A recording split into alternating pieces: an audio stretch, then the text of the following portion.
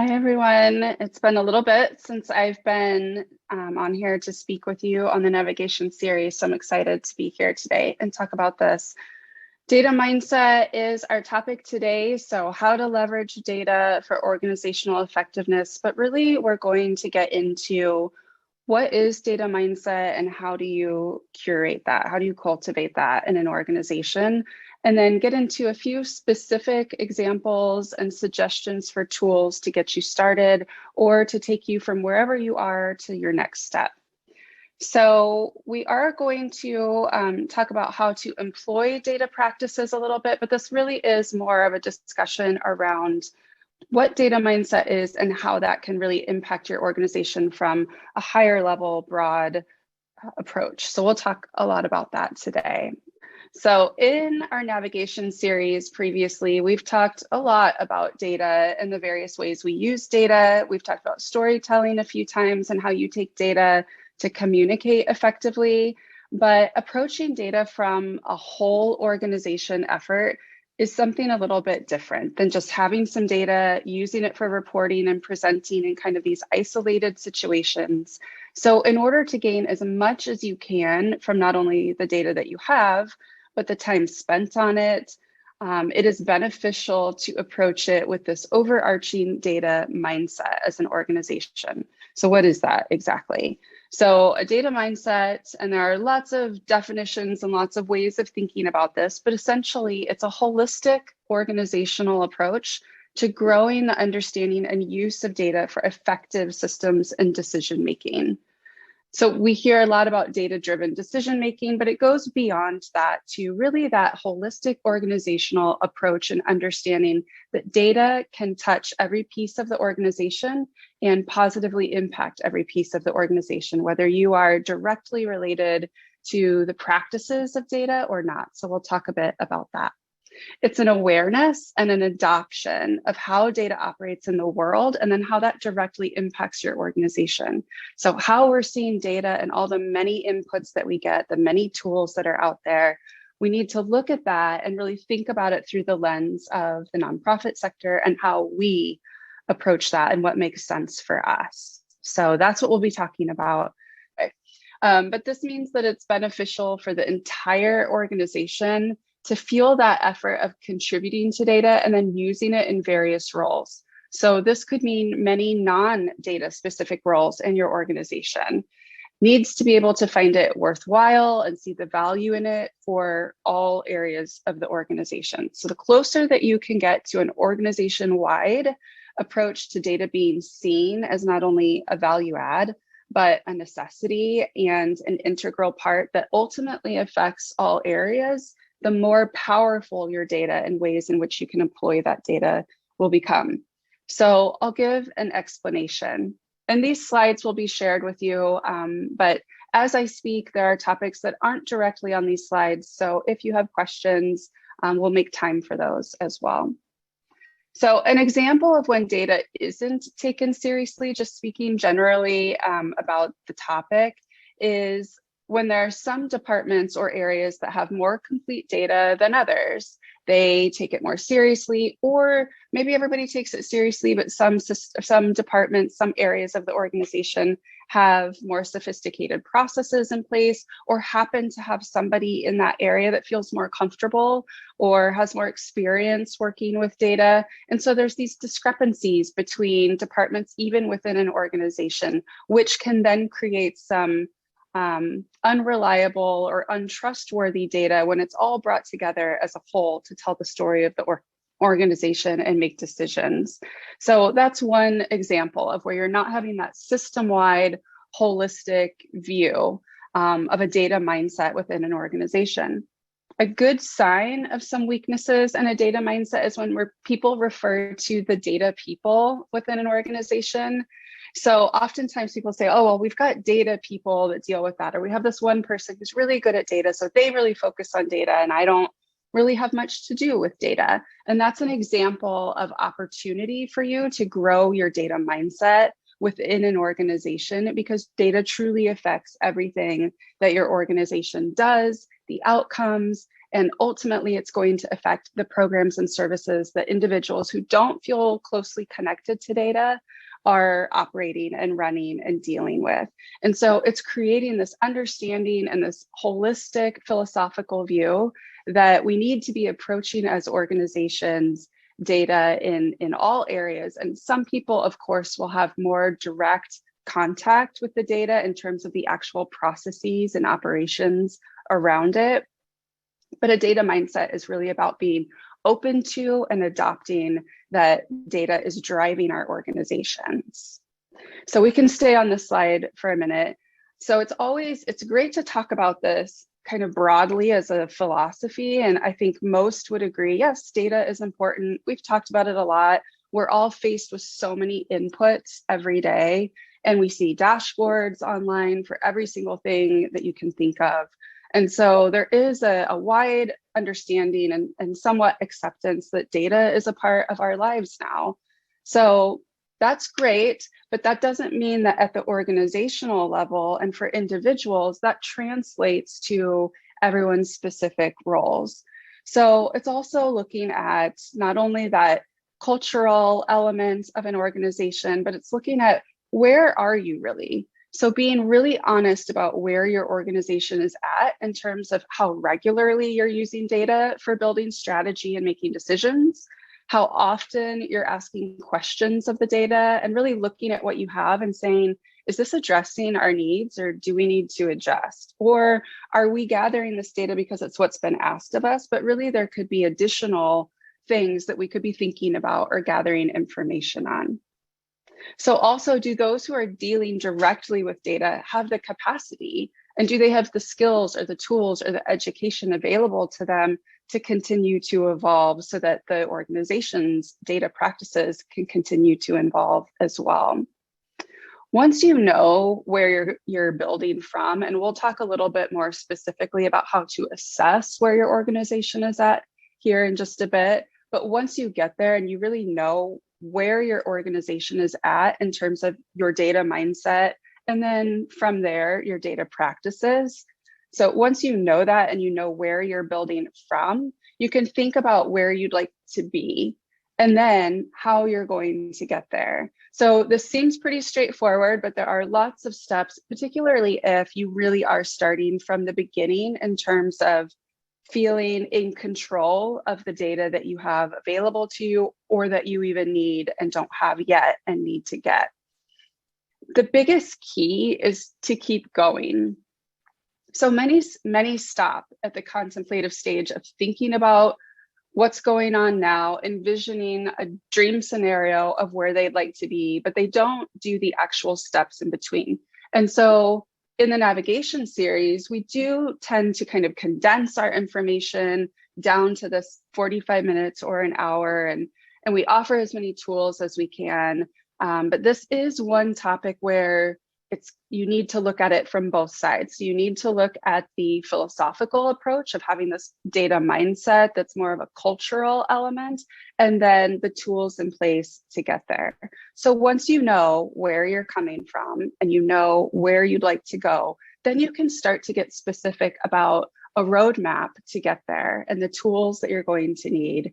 And then keep in mind that the key is to just keep going through that roadmap that you've developed. So we'll talk more about how we do that. So recognizing the value of data goes back to that organizational cultural question first.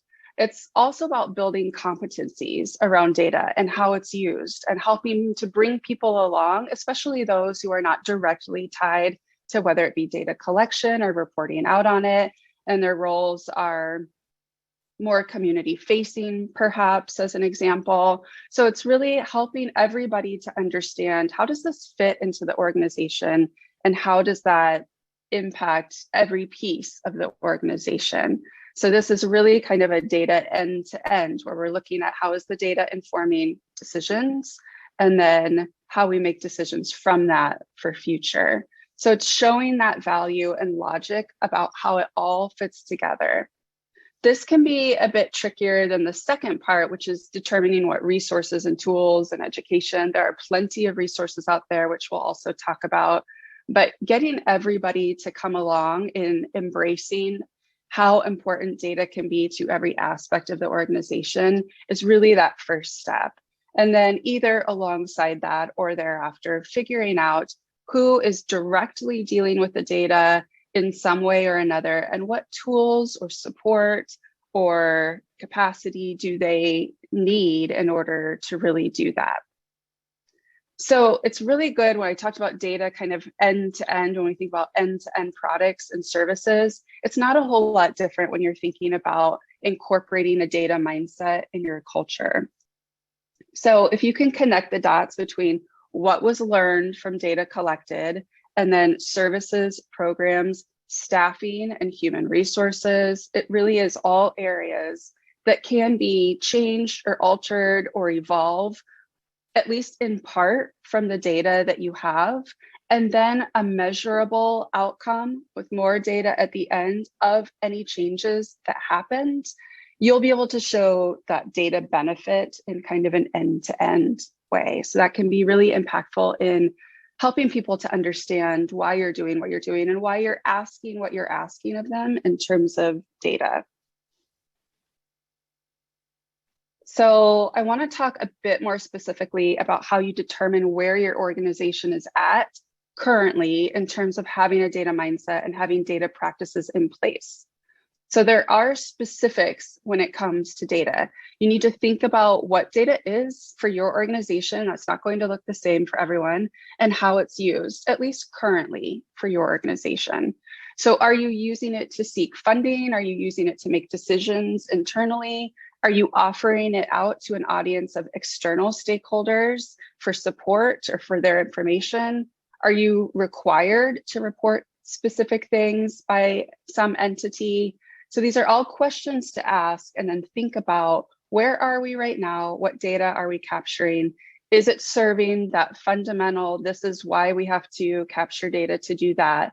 And then you can go from there in terms of, what other questions could we be asking that might serve some of these other areas, which we'll talk about. But you want to see, do you feel you're strong in some areas and weak in others? For example, you may feel you collect just what's required, like I said, for funding or reporting. Or do you feel you're approaching it from more of an expansive or innovative decision-making headspace? So it may not be coming from the same data that you've collected for years. It may take some adjustment over time. Some other things to think about is that I mentioned here is, does your data have personally identifiable information, often summarized to PII? So if so, and even without that component, although everyone likely has some data with this to some degree, if you have email addresses, for example, how are you storing it? So is that method secure, and who has access to it? Do people know that it exists and that it's available in terms of data to report out on or analyze? If you have a security structure in place, do the right people have access to it? And is that communicated in a way that brings everyone along in feeling like it's useful and therefore beneficial to really have data be a focus in your organization? Or is your data used to help determine services and products for the community? And do you have the data you need at this point in time? So asking questions about that. Another thing to think about are the tools that you're currently using. So there's nothing wrong with using Google Analytics and Excel and the like, and I'll talk a bit more about those. But there are plenty of tools out there, ranging from open source free tools to paid tools and services for support, that can get you the most out of your data, and also at the same time bring people along in feeling like they're contributing, but they have the capacity for it because they have the right tools in place. So it at least moves you in that direction. So back to thinking about where you're at and what data you have, what processes are in place, who's working with the data. Do all organizationally see value in the environment of being amongst data? Or is there some fear or some need or opportunity for some education around data competencies, how it applies to individuals' roles? So where are there opportunities for growth in this mindset? Thinking about all these things, and then you go from there. So it's important to point out some of the technical areas. So kind of back to what we talked about at the beginning, as far as it's great to talk about data is important, everyone's using data, but we really have so many inputs coming at us at all times. There's so much data to be had. And a lot of people at organizations, not just smaller, mid-sized organizations, but large ones as well, where people who are focused on data are not solely focused on data as they might be in the private sector, for example. And so understanding that and understanding how all these things fit together, it's good to acknowledge that these areas, these kind of pillars of data operations and areas to focus on are real things to focus on. Data and research operations is a practice and a profession in itself. And there are categories under that broad term, some that you see here, that have roles specifically dedicated to them in the world. So it's a lot to take on. So you're not only talking about bringing everyone along philosophically about the importance of data, but then the technical aspects of how you do it and do it well so that it creates some streamlined processes and efficiencies for your organization. But being aware of these and these real areas to address and thinking about where is your organization now, you can then think about your vision for the future, and that will help you know the tools, the resources that you need to select to get from where you are now to something a little more comprehensive. So let's go back one slide, sorry. Before we move on, I just want to point a few of these out. So environment is really talking about the culture piece that we've been talking about. So it's creating a space in your organization where you can be innovative with data. You can not only get the data that you need and create some efficient processes around that, but you can also start to grow that through innovation. The administration piece is essential. So this is about the logistics of getting surveys out there. If you're creating surveys and deploying those or doing some evaluation of some kind, and then all of the human capital and resources related to these processes, that really takes somebody committing to organizing and coordinating those things. Output and scope refers to what is your reporting frequency and to whom, and what are the expectations? Are there protocols in place? So if your cadence of reporting is monthly to a board of trustees, and knowing that, having a system in place so that you feel prepared and have something that you can plug that data into and have as streamlined a process as possible, and knowing what that expectation is. So thinking about what is our reality in terms of what do we need to report out, and how can we approach that in a way that both makes it efficient from the tools perspective, but also brings people along to understand the value of doing so. Data management goes back to that storage and security. It is important to have a mindset around data that is thinking about data from a safe, secure, clean and hygienic place in terms of who has access and are we efficiently cleaning the data so that when we need it, it's not so cumbersome to have to go through and figure out who has access to it. Do I need to pull it together from many resources? And is it generally put together in a way that's usable? The people component, or kind of pillar of all of these things under operations, is support for people. It's support for the people who are doing these things. So if you have a effective, curated data mindset in the organization, if somebody comes and says that they're working with data and research, they want to develop their skills, they need some support in terms of building those skills or building capacity, it's going to land on a supportive organization that has that data mindset in place. So understanding that the people who are doing these things are very important. And I think the nonprofit sector is really good at the people part, of course, but it is something to just note. Resources, we all know what those are, but they can look like lots of different things. So this is also support. This was actually copied from the last one, so I'll change that when I share this with you. But really what that means is resources for people or support externally that can help the people that you have, and then resources for the actual tools themselves. So it's thinking about all of the different things that need to exist in order to have anybody working on data in an effective way. Governance goes back to the security piece. So it's data privacy, it's risk assessment, you may need legal involved, and then research in general has some ethics protocols tied to it. So if you are starting and you have a vision to get to a place where your vision or your data mindset is rather sophisticated, very integrated, very habit for your organization to think in this way of what data can contribute to the decision making or contribute to your overall success of your program, success of your services, what your stakeholders want to see, and being able to report that effectively. You need to think about what type of data do we have and how do we best care for and steward that data so that it is protected if it has that personally identifiable information, which staff have access to it. And then also when you are reporting out on it, are you taking care to report out in a way that protects individual identity where needed, and you're doing it in an ethical way according to research and data standards?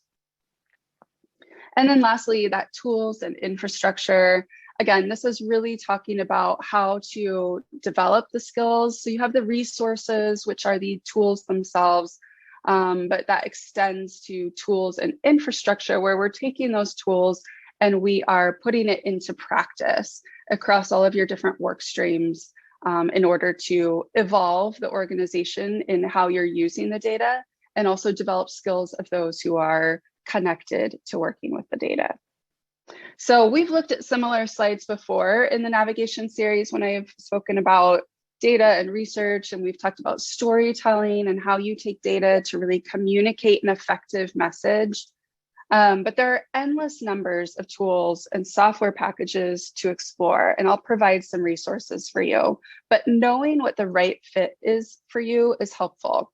It's easy to look at beautiful dashboards or impressive reports with lots of statistics and data analytics and think that you have to be there. And that's the only place that you can be to have any success or any value coming out of the data that you have. And that's not true. A lot of those things can be accessed relatively easily, that they're actually pretty user-friendly to use. And there's lots of online support or local support to help get you there to be able to use them yourself. And in some cases, they may not be necessary for your organization's objectives. So it's looking at these and thinking back to where are we at in our data mindset? Where are we at in our data operations? Where are some of our strengths and weaknesses?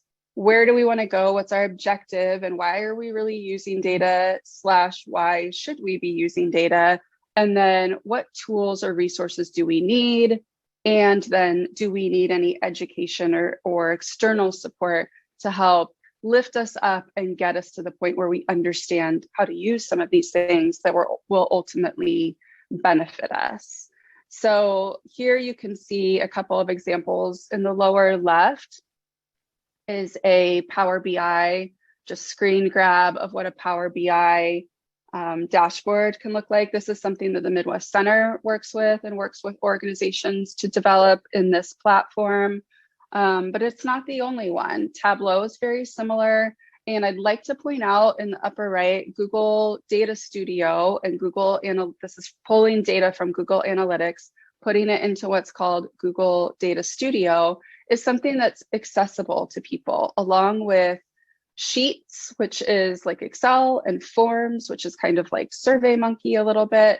So there's lots of offerings in Google. So if you're feeling like overwhelmed or like you're not in a place to invest in some of the other tools or time it takes to learn those other tools, Google Data Studio, Google Forms, those sorts of things in that Google suite can help walk you through how to use and report data in an effective way rather quickly. But there are other options. Like I said, it can be very low fidelity in terms of if you have Excel, You can augment your skills, and you may already have amazing Excel skills, and I applaud you, because Excel is something that can be very powerful, and there are lots of add-ins to use in Excel to do data analysis, to do graphical representations, to do longer, more complex queries where you can draw data together and query it for different questions you might have to then report on. So there is no shame in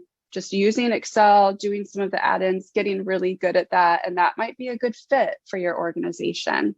But there are other things that you can explore as well. So I mentioned Power BI and Tableau.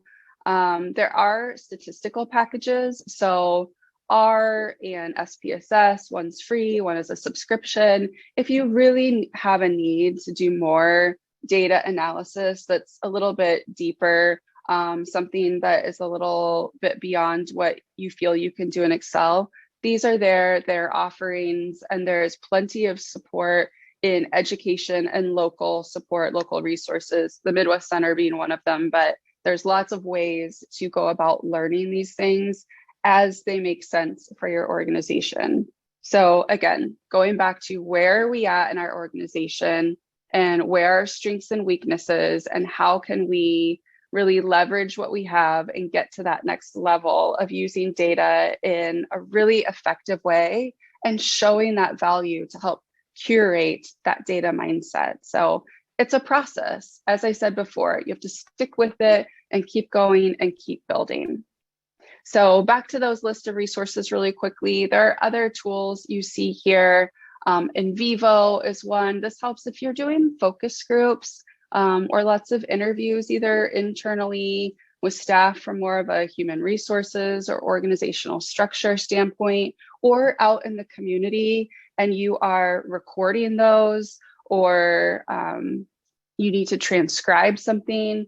In Vivo is a software package that you can subscribe to at different levels based on what your needs are, but you can get it at a pretty basic level. And that's something that would help you with that. If you have a vast amount of that type of word data, interview data, where it's kind of open-ended questions you're asking people.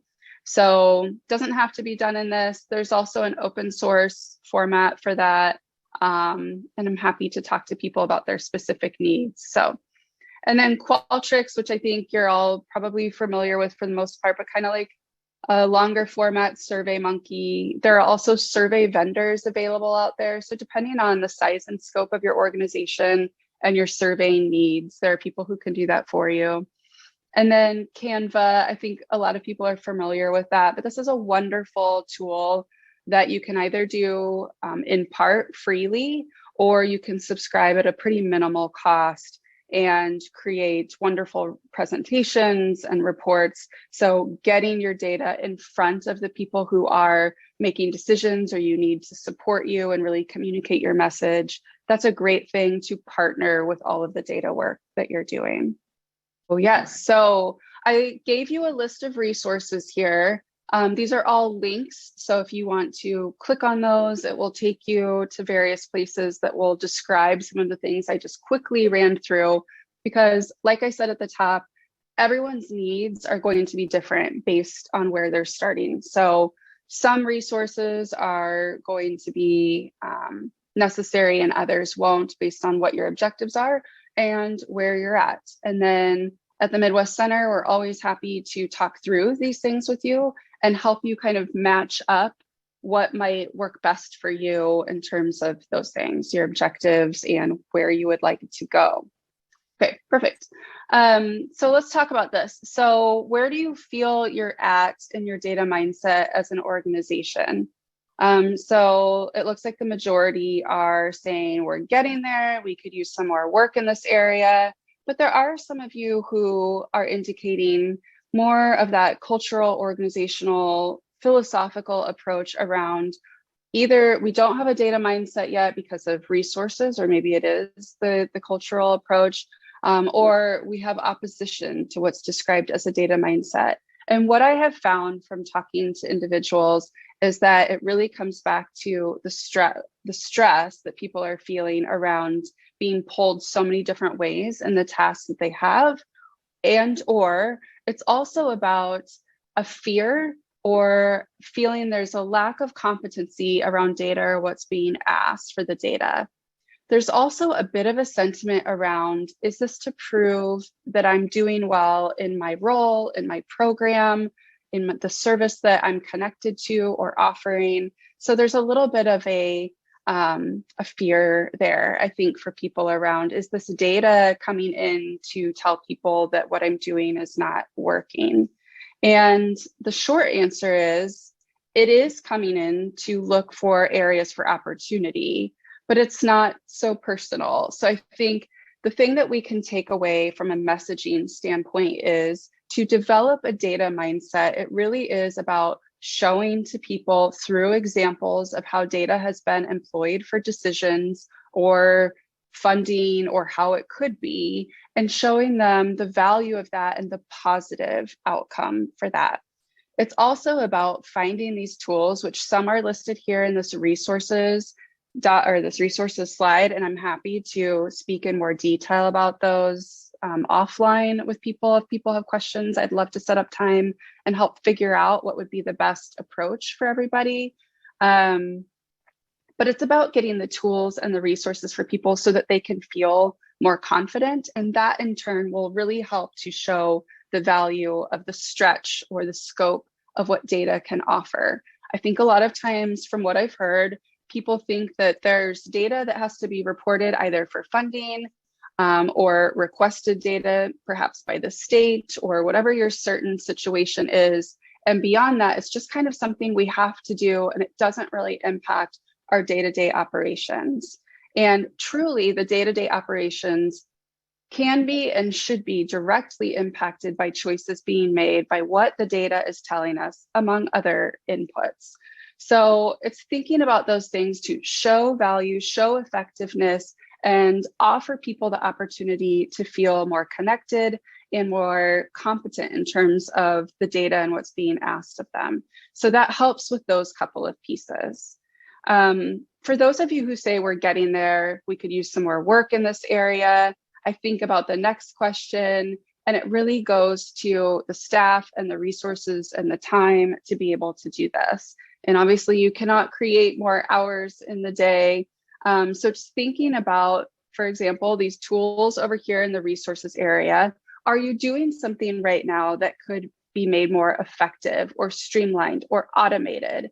Is there a tool that can help you automate something so that you are spending less time on it? Or is there an open source or free tool that could replace something you're paying for to free up a few dollars for some education somewhere else, perhaps in order to learn that free tool and then move on and you have this open source tool? So that's just one example.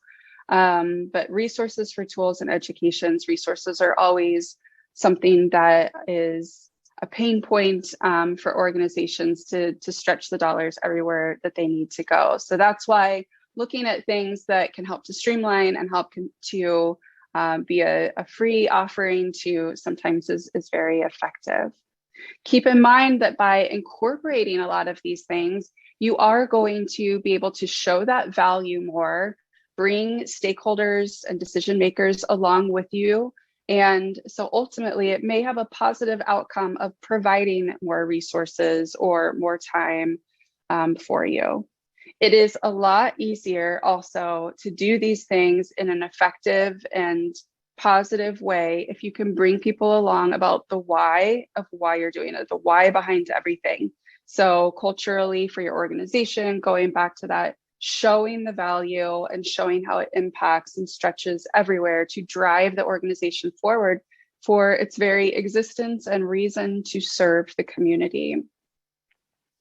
For those who feel that it's something else, I would be really curious. Let me buzz through this last question and why I asked it. And then if anyone wants to share their experience with anything related to these questions or any questions with the rest of the information, I'm happy to ask those.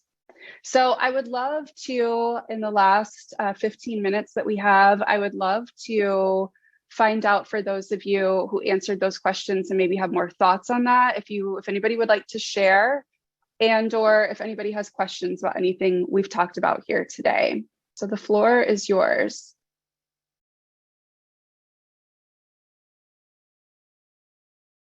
Absolutely. So I think it really comes back to your structure and your organization and who you feel has potentially a small percentage of time to devote to that and what their comfort level is with that. But I do think that it's wonderful to have someone who's kind of like a data coordinator to bring all the pieces together in a logical way. Absolutely.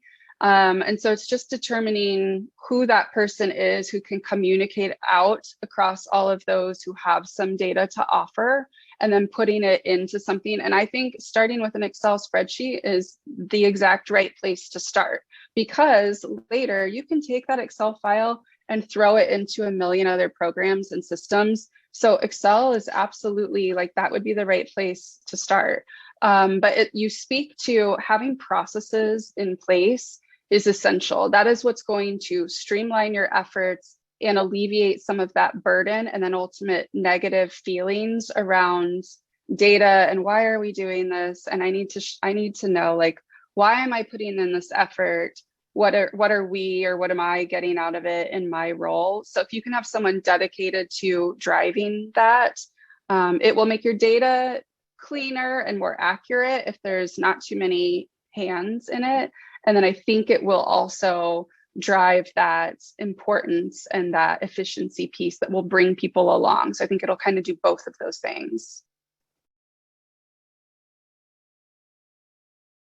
I think that goes back to what Mike was just saying about having someone who is really coordinating that effort, or maybe it's a couple of people depending on, what their other responsibilities are. Maybe they can collaborate, but thinking about who is the best person at this time for where we're at in our organizational structure, and time that can be allowed to that, to be the person that reaches out and de-silos and brings that information together. And then keep in mind that the very next step is going to be to need to show, here's how that makes it easier for you. And here's how we get better results that we can share out when it is brought together and has more of a cohesive story. And it's just easier and faster to draw information from if it's not in 10 different places. And Excel is a great place to start. And there are quite advanced features in Excel that you can continually to add. And again, like I said before, that then can go out into other things if you want to report it in a different way or transition at a later time. So that's an absolutely great place to begin. But I think de-siloing your departments in terms of data, it really is getting that data into a central location. It's also really important to not, again, have too many hands in it, where you are more you open yourself up to discrepancies and mistakes inadvertently from people who maybe don't have the skill set or the education yet, or are in a hurry or don't have a great feeling about having to do it anyway. If you can find somebody who's really about it, they can help to bring that process along and be that eyes and ears on it in that check to make sure that you're keeping your data in one place and clean. Monica, there's a question about how you start to compare. Sometimes it's just overwhelming when you have all those different resources you just listed, and when you don't have a real grasp on what you need. How do you give me advice on how to start comparing some of these, the different data sources? Tools? Yeah. Yes.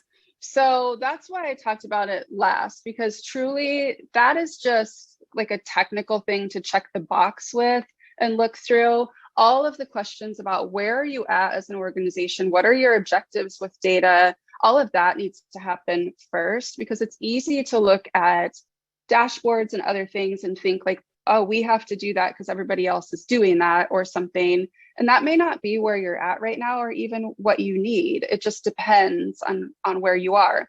It may absolutely be what you need because of the audience that you need to present your results to and the frequency that you need to. So it may streamline your efforts in that case and make them stronger if you're at that point. So it's very individualized. I would say before you look at the resources and try to decide on the tools, you need to ask those questions of yourself: is where are we at as an organization, not only in terms of how people feel about data and the fact that we're focusing on this or are saying that it's important to be able to show that, but then developing those systems and processes like, Mike and Carrie were talking about, of having somebody or a couple people who are more dedicated to that and have a nice messaging presence to the rest of your team that can bring them along in that philosophy and help to de-silo those things. Once you do that, and if you're using Excel or something like that, it's a great place to start. Then you can start to look at those other tools with your vision of where you want your organization to be in terms of how it uses data. And that will evolve as your organization's objectives evolve. But where are you at now? And what do you need? So before you even look at what those tools are, think about, do I need to be able to report better? Do I need better visualizations to help summarize the data? Does my data feel just kind of all over unorganized and I don't know how to really organize it to even get a report or some sort of analysis summary from it? Or do I really need to predict trends for my organization and something a bit more advanced in terms of statistics? And I say that just because everyone's at different points, and there is a tool that can be as basic or as sophisticated of a tool out there to choose from. So it's finding out first, where am I at? And then what tool is going to best serve that next step? And that's something that if you're not familiar with the tools, even after poking around on those links I provided, that's something I'm happy to have a conversation with people about and see, like, okay, I think like right here, this is where I need to go next. And I would say there's no cap on how many tools you can have. And especially like if you get somebody like myself, who's like a complete and total data nerd, it's like you want to play with all of them. But I would say the good thing to start with is just, what are your objectives and which tool do I need for the first step? So the data collection, and then think about the other tools that you absolutely have to use, and do those file types speak to one another? If they don't, then find a different solution. Almost always Excel will speak to other things. You may have to convert it to like CSV. So it's in a different file extension. So there may be things that you have to do, but typically between Excel and maybe one other tool in between, you can get it to the point where you need it to for that other platform that you need to get it into. And then from reporting, if that platform can then export back to you an Excel file, then you could go from there. So it's thinking about even writing it out, just like, what is my path? I have to have the data here, then I have to have it here. Do those speak to each other? If not, look for what you need in between and start with like your basic structure. You can always augment or switch later, of course. So there's ways in which to see like which files speak to other things. It's getting, I will say, just in the last couple of years, because people are using data more and there's so many inputs coming in and so many competitors in terms of platforms to use, that they've really opened up in terms of which file extensions they will use. But while you're thinking about that, think about who's doing the data and make like a good balanced judgment in terms of, you don't need, you may not need something super sophisticated if what you want to get out of it is sophisticated, but right now you have somebody who has like barely any time to do it and they need a platform they know how to use. Will that work with it for now? So I don't know that that fully answers your question. Yeah, okay.